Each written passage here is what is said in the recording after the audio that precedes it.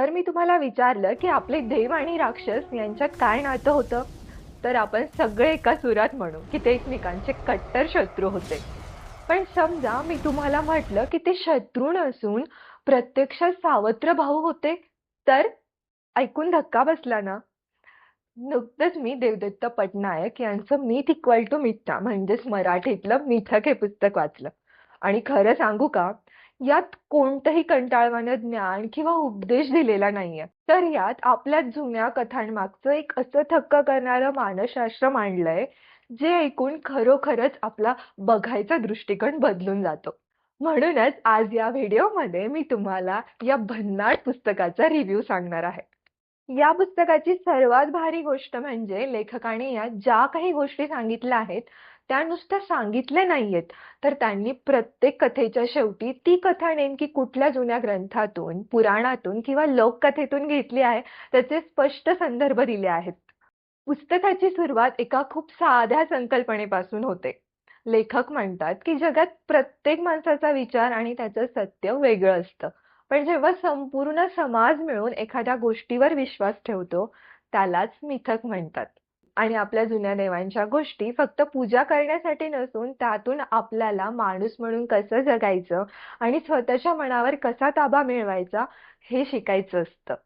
याच प्रवाहाने पुढे जात लेखक आपल्याला सृष्टीच्या सुरुवातीला घेऊन जातात आणि देव असुरांच्या जन्माची एक वेगळीच बाजू समोर आणतात.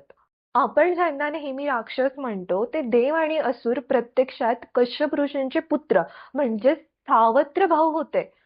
असुर हे पाताळात राहतात कारण पाताळ म्हणजे जमिनीच्या खाली, जिथे संपत्ती आणि जुन्या आठवणी गाडलेल्या असतात. लेखक म्हणतात की असुर हे भूतकाळाचं प्रतीक आहे.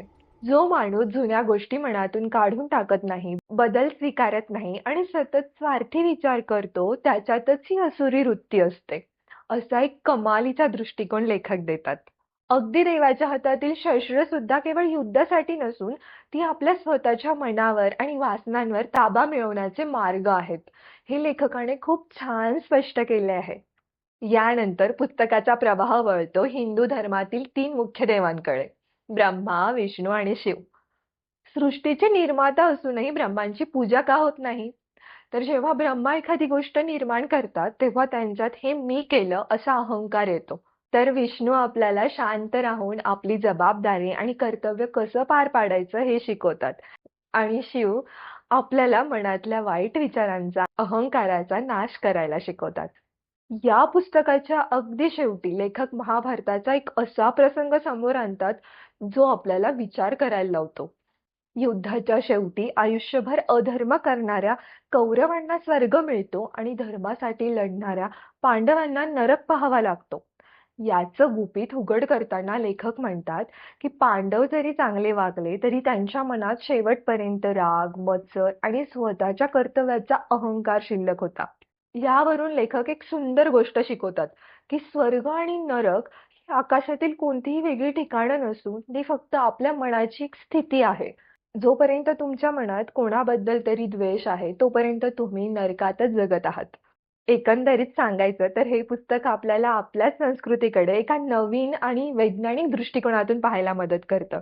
जर तुम्हालाही मानवी स्वभाव आणि आपली संस्कृती अधिक जवळून समजून घ्यायची असेल, तर हे पुस्तक नक्की वाचा. माझ्या वैयक्तिक अनुभवावरून मी या पुस्तकाला देईन 5 पैकी 4 स्टार. आजचा हा माझा पहिला पुस्तक परिचयाचा प्रयत्न तुम्हाला कसा वाटला? तुमच्या प्रतिक्रिया मला खाली कमेंट करून नक्की सांगा. तुम्हाला अजून कोणत्या विषयाबद्दल माहिती जाणून घ्यायला आवडेल तेही मला नक्की कळवा. व्हिडिओला लाईक करा, शेअर करा आणि चॅनलला अजूनही सबस्क्राईब केलं नसणार तर कृपया सबस्क्राईब करा. धन्यवाद.